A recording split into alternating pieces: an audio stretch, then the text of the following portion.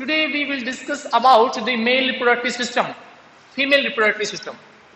And female reproductive system is complex as compared to a male reproductive system. Male reproductive system. देखिएगा, complex इसलिए है क्योंकि male reproductive system में सिर्फ and सिर्फ क्या बनते हैं, सेक्स क्रोमोसोम्स बनते हैं, जबकि फीमेल रिप्रोडक्टिव सिस्टम के अंदर सेक्स क्रोमोसोम्स के साथ साथ फर्टिलाइजेशन ऑफ एग भी होता है, यानी कि fusion of male as well as female gametes भी होता है। फर्टिलाइजेशन हो गया, फर्टिलाइजेशन होने के बाद वहां पर क्या बनता है, फीटस भी बनते हैं, मीन न्यूली बोर्न बेबी भी बनता है, उसके अंदर एम्ब्रियो के अंदर सेटल होता है, प्लेसेंटा बनता है। प्लेसेंटा क्या करता है, बेबी को nutrients as well as food provide करता है। तो ये सारा का सारा सिस्टम एक बहुत लंबा पीरियड होता है, जिसको अगर हम बोले तो गैस्ट्रेशन पीरियड भी बोल देते हैं, यानी कि बेबी का गैस्ट्रेशन पीरियड, जहां से वो क्या होगा, जाइगोट बनने के बाद से लेकर बेबी के बर्थ तक का जो टाइम पीरियड होता है, जिसके अंदर वो फीमेल बॉडी के अंदर सर्वाइव करता है, उसको बोलते हैं उसका फीमेल गैस्ट्रेशन पीरियड। ठीक है, तो the main sex organs are, the main reproductive organs are, main reproductive organs are, main reproductive organ कौन कौन से, देखिएगा सबसे पहले होती है मेन रिप्रोडक्टिव ऑर्गन्स, इसके अंदर ओवरी। ओवरी जो होती है वो मेन पार्ट होता है फीमेल रिप्रोडक्टिव सिस्टम का। यहां पर and A pair of ovaries is present in female body, तो ये होती है ओवरी। तो सबसे पहले लेके चलता हूं मैं ओवरी। हाँ जी, ओवरी मेन ऑर्गन्स होता है फीमेल रिप्रोडक्टिव सिस्टम्स के अंदर, जो क्या करती है, एग प्रोड्यूस करती है। दो ovary, a pair of ovary present होती है, तो यहां पे करते हैं ovary produce egg as well as sex chromosomes. इसके sex chromosomes, female sex chromosomes भी प्रोड्यूस करती है, जिसको बोलते हैं हम एस्ट्रोजन।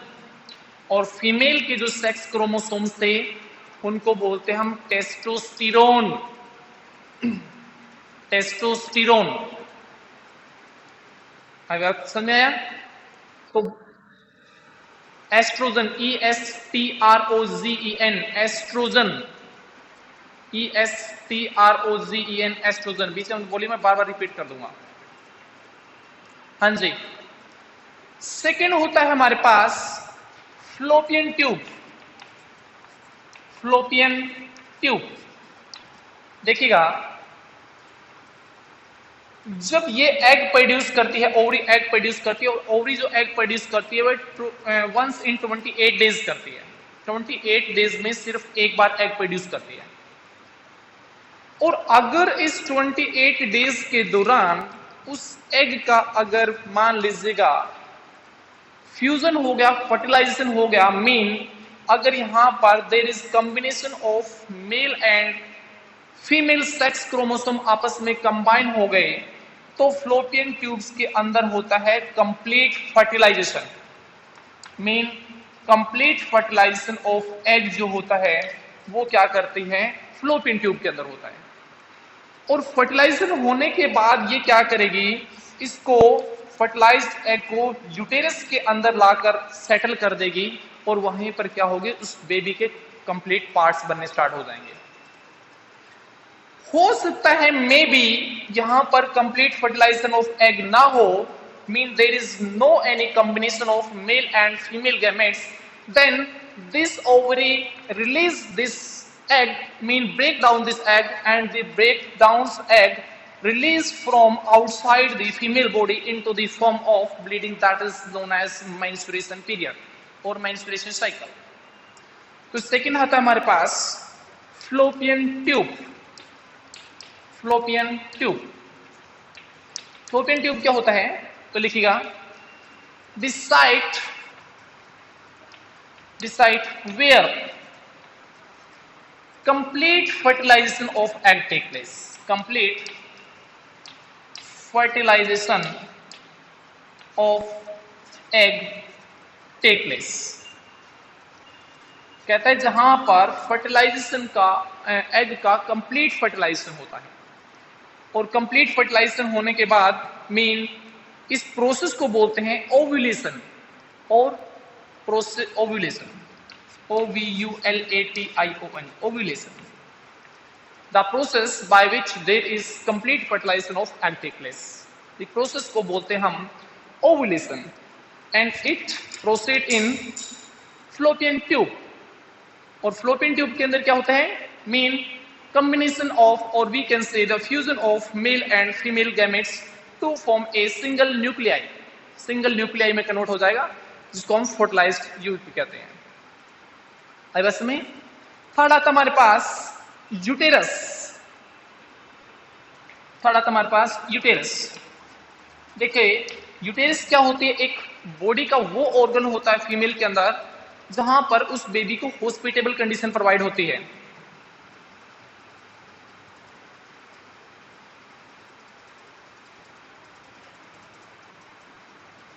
यूटेरस तो लिखो it is an organ where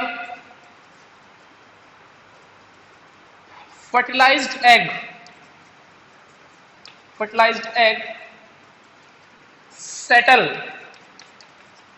for 9 months। 9 month जो फर्टिलाइज्ड एग होता है वो 9th मंथ तक क्या करता है, सेटल करता है, उसको बोलते हैं हम यूटेरस। ये कहता है it is a hollow pear shapes organ. Pear shapes मतलब शेप्स मैंने बनाई है, ऑर्गन्स होता है, and it provide hospitable condition as well as complete nutrients to the baby by which baby complete their body organs as well as their biological activity. ठीक है, last होता है हमारे पास वेजिना। वेजिना 4 पार्ट होता है हमारे पास vagina. It is the external body part and it is also known as the birth canal. इसको हम बर्थ कैनाल भी बोलते हैं। मस्कुलर ट्यूब्स होती हैं और ये क्या करती है, entry of sperm as well as ejection of, और we can say excretory process में यूरिन को बॉडी से बाहर रिलीज करने का काम करती है। तो ये क्या होता है, it is the external muscular part which receive sperm, it is also known as the birth canal।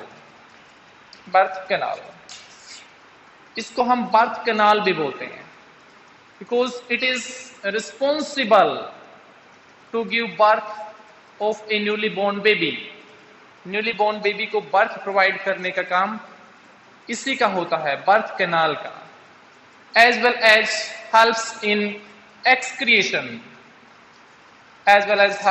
Excretion, body के अंदर से जो एक्सक्रीटरी मटेरियल यूरिन जो बॉडी से बाहर निकालने का काम होता है, that is also due to the vagina.